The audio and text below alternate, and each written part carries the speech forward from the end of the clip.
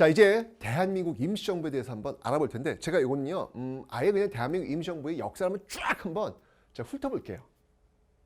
이번 기회에 나눠서 하면 좀 헷갈리니까 아예 대한민국 임시정부 1919년에 출발했던 1919년 4월 11일 출발했던 이 대한민국 임시정부의 그 모습 1945년 광복될 때까지 그 모습 한번 관통해서 한번 이번 기회에 한번 정리를 한번 해드리도록 하겠습니다.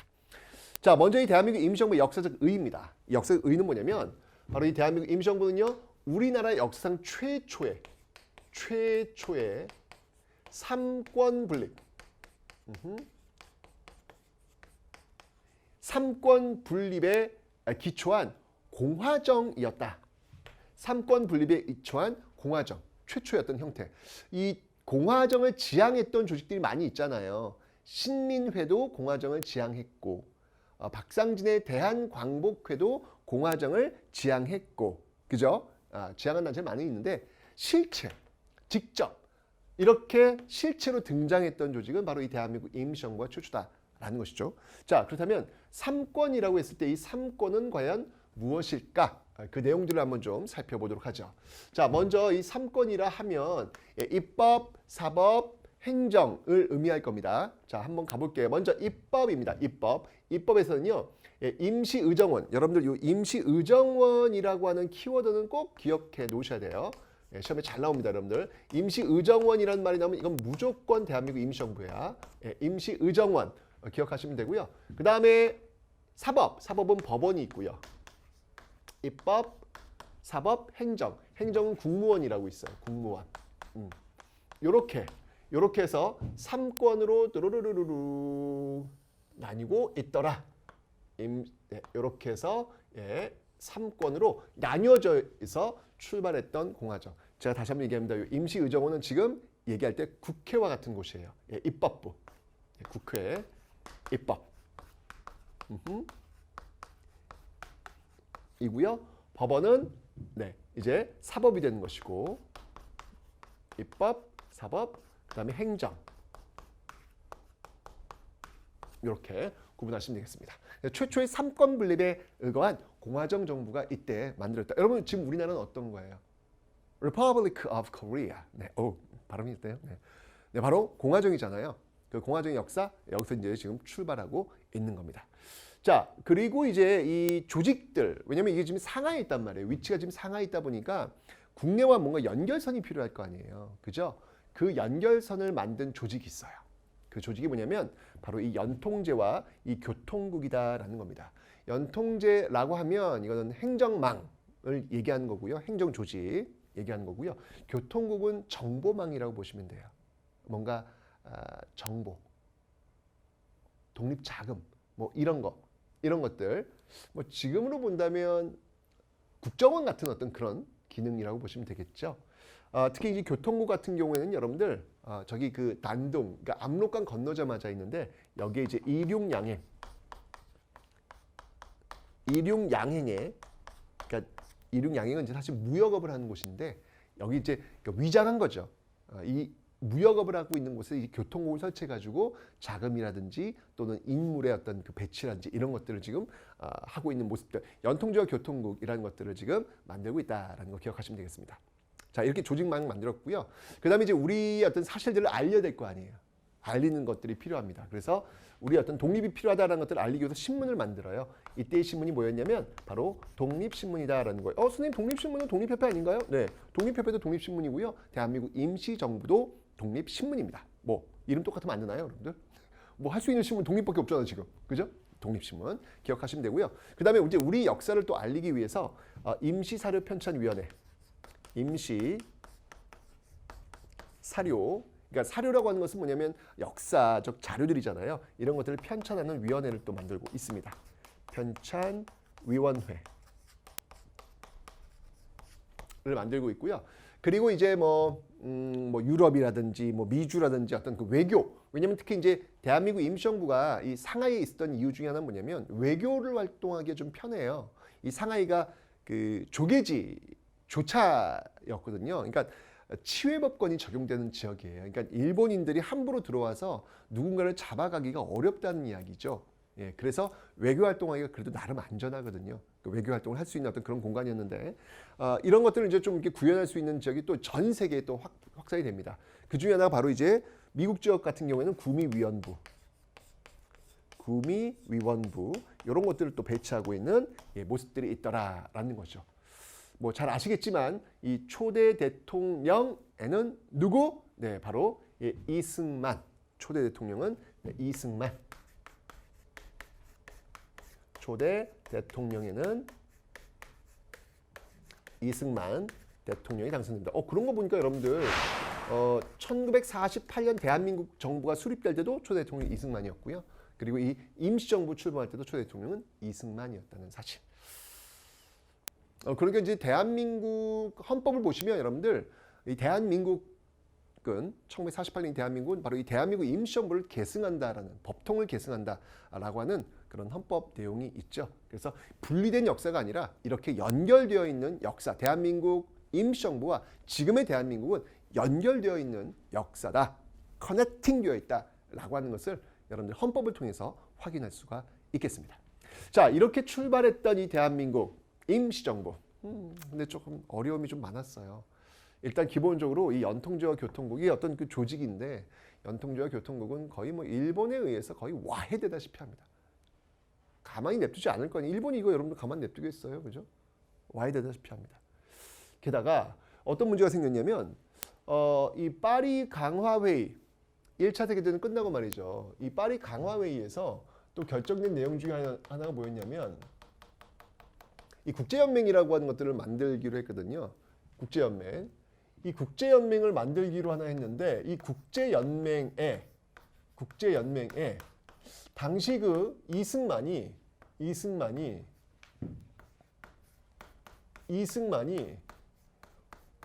이 국제연맹에 청원을 넣어요.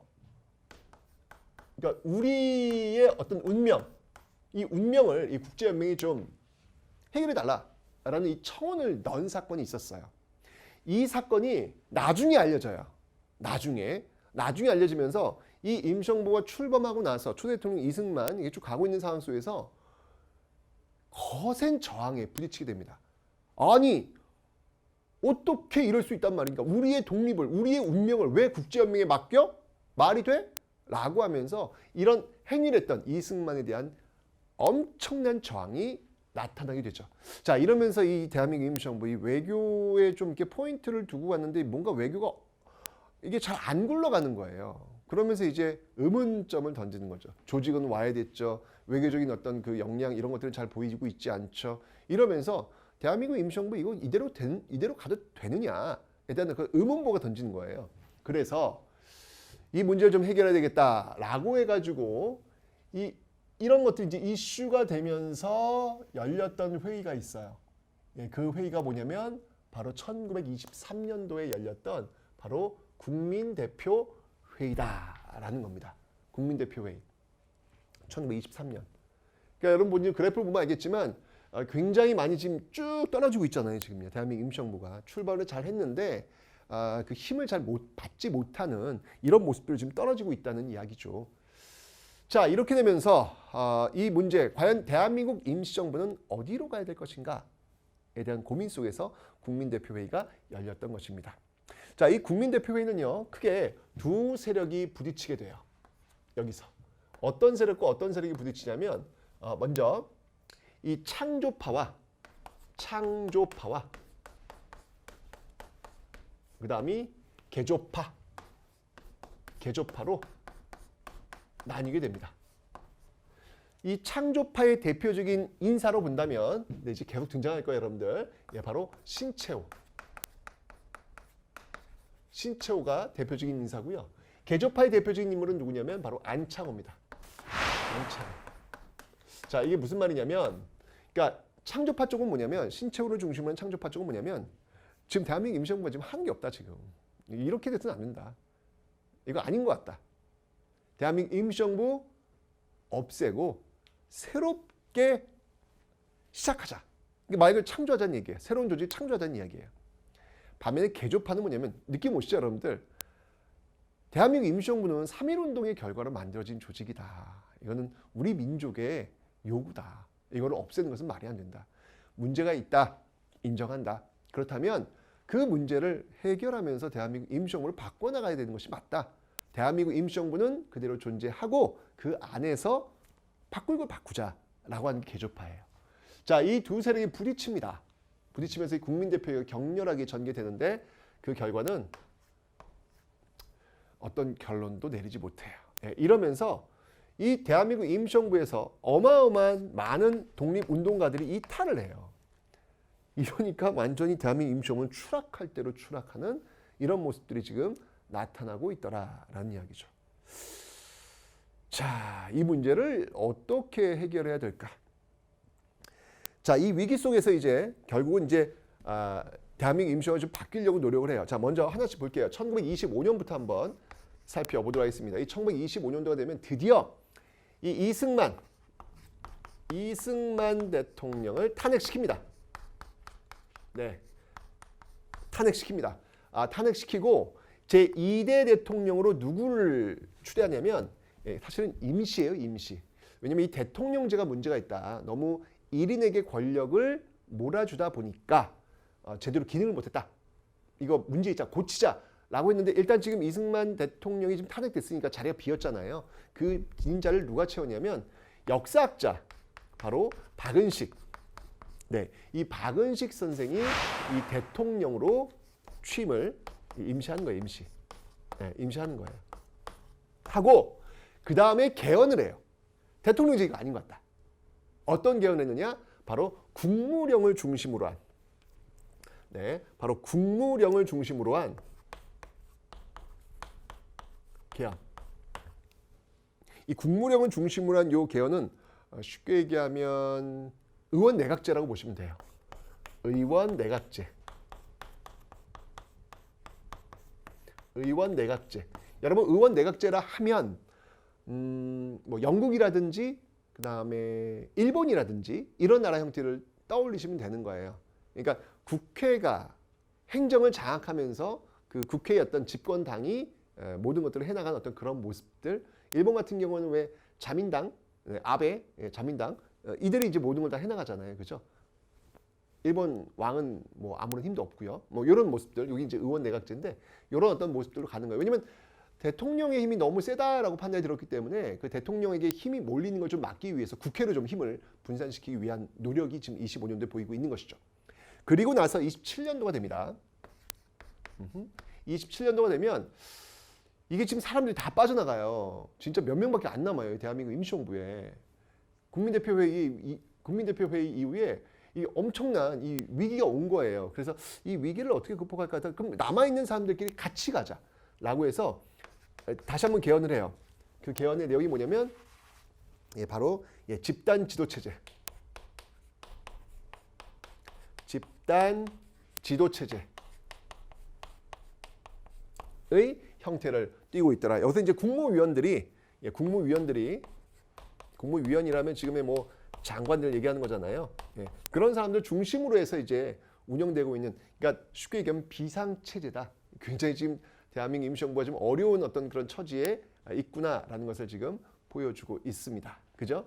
뭐 아침만 보였던 그런 조직들이 지금 어쨌건 만들어지려고 하는 그런 모습들. 그러다가 도저히 이게 지금 대한민국 임시정부의 어떤 존재는 있느냐라는 이야기를 듣게 되니까 우리 살아있어 라는 모습을 보여주기 위해서 이때 이제 김구가 만든 조직이 하나 있어요. 그 조직이 뭐냐면 바로 한인애국단이라는 거예요. 한인애국단. 자, 이 한인애국단, 이 단원들이 누구냐면 대표적인 인물이 바로 이 이봉창과 윤봉길. 여러분 잘 알고 있죠? 네, 바로 이들이 이제 폭탄 투척하는 겁니다. 이봉창은 어디에서? 도쿄에서. 윤봉길은 상하이에서. 그죠? 이봉창은 도쿄에서. 윤봉길은 상하이에서. 상하이 훈커공원에서. 폭탄 투척을 하는데 이봉창은 뭐 실패하지만 이 윤봉길의 이 폭탄 투척은 완벽히 성공합니다. 완벽히 성공해서 이 윤봉길의 폭탄 투척의 결과 당시 그 중국을 이끌고 있었던 장제스, 이 장개석이 그런 얘기를 하죠. 와우, 중국 100만 대군도 할 수 없는 일을 이 한국 청년 한 명이 해냈다라고 하면서 이 대한민국 임시정부에 대한 전폭적 지지를 하게 됩니다. 이렇게 되면서 중국 국민당 정부가 전폭적인 지원을 하게 되는, 야, 이렇게 되면서 대한민국 임시정부는 다시 기세회생한 거예요. 정말 계속 추락을 거듭했던 이 대한민국 임시정부가 다시 올라올 수 있었던 배경은 바로 이 사건입니다. 윤봉길의 상하이 훈커공원 의거. 여기서 이제 달라지는 거예요. 예. 자, 그런데 문제는 뭐냐면 이 상하이에서 이제 이런 일이 벌어지다 보니까 일본이 도저히 대한민국 임시정부를 인정할 수 없다. 이건 말도 안 된다라고 하면서 상하이에 있는, 이게 물론 치해복권 지역이지만 이게 지금 어쨌건 간에 지금 엄청나게 많은 사람이 죽었거든요. 있을 수 없다. 이런 조직들은 이거 가만 냅두면 안 된다라고 하면서 어마어마하게 압박이 들어와요. 자, 이렇게 되면서 바로 이 윤봉길 의거를 계기로 더 이상은 상하이에서 활동을 할 수가 없었어요. 없으니까 이동을 해요. 자, 이 32년부터 40년 동안, 1940년 동안 정말 대장정, 이 대장정의 시간, 무려 여러분들 8년 동안 6,000km의 그 대장정을 합니다. 임시정부가 이제 이동을 하는 거예요. 여러분, 중국에 마오쩌둥 있죠? 마오쩌둥. 중국에 왜 대장정 이야기 하잖아요. 그 중국의 대장정보다도 더 길어요. 엄청난 거. 여러분, 이게 편한 이동일 것 같아요? 그렇지 않습니다. 이들이 이동할 때는요, 위에선 폭격기가, 그리고 뒤에선 총탄이, 옆에선 밀정이 와해시키기 위한 일제히 엄청난 탄압이 있었거든요.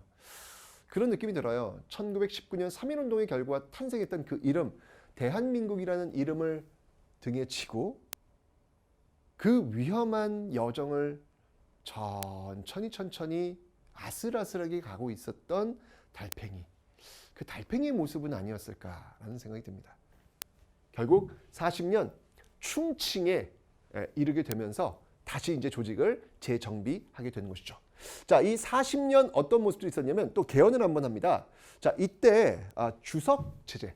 이때 이제 40년이 되면서요. 주석 체제로 전환하는 모습들. 이때는 이제 1인 지도 체제를 좀 고는 거예요. 왜냐면 이렇게 좀 뭔가 좀 구심점이 생겼잖아. 사실 이제 이 한인 애국단을 만들어 가지고 정말 대한민국 임시정부의 명실상부한 대표가 됐던 인물이 이제 김구거든요. 그래서 김구를 중심으로 한 이런 개헌을 하고 있고요. 그리고 바로 이 대한민국 임시정부 여당이라고 할 수 있는 한국 독립당도 만들고, 지금 이제 정부 뭐 여당 하면은 뭐 더불어민주당 뭐 이런 식이 있잖아요. 마찬가지로 대한민국 임시정부의 여당 한국 독립당, 그리고 너무 중요한 거 바로 한국 광복군. 이게 진짜 너무 중요하죠, 여러분들. 한국 독립당과 그리고 한국 광복군을 지금 이렇게 조직하고 있다. 한국 광복군을 이끌고 있었던 인물은요, 지청천. 나중에 이제 여러분들 1930년대 항일 무장투쟁 배울 때 이 지청천을 또 만나시게 될 겁니다. 자, 그래서 이제 40년도에 이제 이렇게 뭔가 시스템을 정비한 거예요. 군대도 만들고 여당도 만들고 이런 모습이 보이고 있는 것이죠. 자, 그리고 41년도가 됩니다. 41년도가 되면 이때 이제 건국 강령. 자, 이제 40년대 되면 여러분들 일제가 지금 전쟁 막바지에 지금 다다르고 있잖아요. 지금 미국하고도 태평양 전쟁 벌어지니까 41년도 아닙니까? 이제 미국이 이제 일본이 이제 망할 날이 얼마 안 남은 거예요. 그죠? 이러면서 준비하는 거예요. 그래서 건국 강령, 우리가 어떤 나라가 돼야 될까? 근데 여기 이제 원칙이 있어요. 이 건국의 핵심은 뭐냐면 삼균주의입니다. 삼균주의는 뭐냐면 우리나라가 이제 새로 출발하게 되면 정치, 그리고 경제, 그리고 교육에서 누구나 다 균등한 혜택을 누려야 된다라고 이야기하는 게 바로 이 삼균주의. 삼균주의를 외쳤던 인물이 조소왕입니다. 조소왕. 한번 제가 적어드릴까요? 이야, 네, 바로 이 조소왕의 삼균주의를 모델로 해서 바로 이 건국 강령을 지금 반포하고 있고요. 그리고 이제 대일대독 선전포고, 특히 일본에 대한 선전포고, 이제 우리 너희들과 싸울 거야! 라고 하는 선전포고도 이때 하고 있는 모습들이 있더라라는 거. 자, 그리고 이 42년도가 되면요, 이제 대한민국 임시정부가 진짜 명실상부 정말 굉장히 중심에 서게 돼요. 당시 그 대한민국 임시정부의 양대 임시정부가 함께 활동했던 또 다른 조직이 하나 있었거든요. 그게 민족혁명당이라는 조직이 있어요. 대한민국 임시정부가 있고 민족혁명당. 사실 이 민족혁명당도 엄청난 조직이에요. 어쩌면 더 큰 조직이라 볼 수 있어요. 근데 이 민족혁명당을 이끌고 있었던 이 김원봉이라는 인물이 있었는데, 뭐 김원봉은 제가 또 설명드릴 겁니다. 어마어마한 인물입니다, 여러분들. 그죠? 이 김원봉이 이 대한민국 임시정부에 42년도에 합류합니다. 이러면서 진짜 명실상부한 정말 대한민국 임시정부는 엄청난 조직이 된 거죠. 굉장히 중요한 그런 포인트가 되겠습니다. 이 김원봉이 이 조선의용대 군대를 끌고 와요. 김원봉이 이 조선의용대가 합류하게 되는 아주 중요한 해가 바로 1942년도가 되겠습니다. 좋아요. 잘 나오고 있습니다. 그리고 1943년도엔 말이죠. 이 영국이 우리한테 요청하는 거예요. 대한민국 임시정부 요청하는 거예요. 와, 뭘 요청했을까? 지금 인도 미얀마 전선에 좀 영국의 요청에 의해 가지고 한국 광복군을 좀 투입시켜 달라. 좋습니다. 영국의 요청에 의해서 인도 미얀마 전선 지금 영국이 지금 일본과 싸우고 있거든요. 전선에 투입. 한국 광복군이 투입되는 모습들. 왜냐하면 일본인들 포로들 뭐 신문이라든지 뭐 이렇게 뭐 번역이라든지 이런 것들 잘할 거 아니에요, 그죠? 그래서 이런 어떤 요청들이 들어오기도 하는 그런 모습들. 좋아요. 자, 그리고 44년도가 됩니다. 44년도가 되면 이때 개헌을 한 번 더 합니다. 이때는 주석. 원래 주석으로 지금 나왔잖아요. 근데 부주석 체제를 하나 더 집어넣습니다. 그래서 이것도 이제 어떻게 보면 이제 통합의 어떤 그런 모습들이에요. 주석에는 김구, 그리고 부주석에는 김규식. 김규식 여러분 알고 있죠? 그렇죠. 파리 강화회의 대표로 파견했던 그 인물 아닙니까? 그 인물이 지금 합류하는 그런 모습들. 좋아요. 그리고 45년도.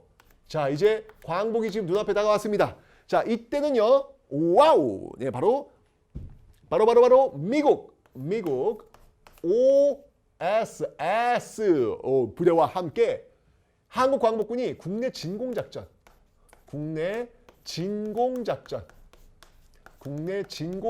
계획하는 그런 모습들도 지금 나타나고 있더라라는 얘기입니다. 이러면서 이제 드디어 우리는 광복을 맞이하게 되는 그런 모습들을 지금 보이고 있습니다. 진짜 1919년 대한민국 임시정부가 세워지고 1945년 충칭에서 국내로 돌아올 때 찍었던 그 계단에서 찍었던 충칭 임시정부에서 찍었던 그 사진이 있어요. 그 몇십 년 동안 그 고생하면서 태극기를 들고 자신들이 되찾으려고 했던 그 나라로 되돌아가는 심정, 그들의 심정이 과연 어땠을까라는 어떤 그런 생각이 듭니다.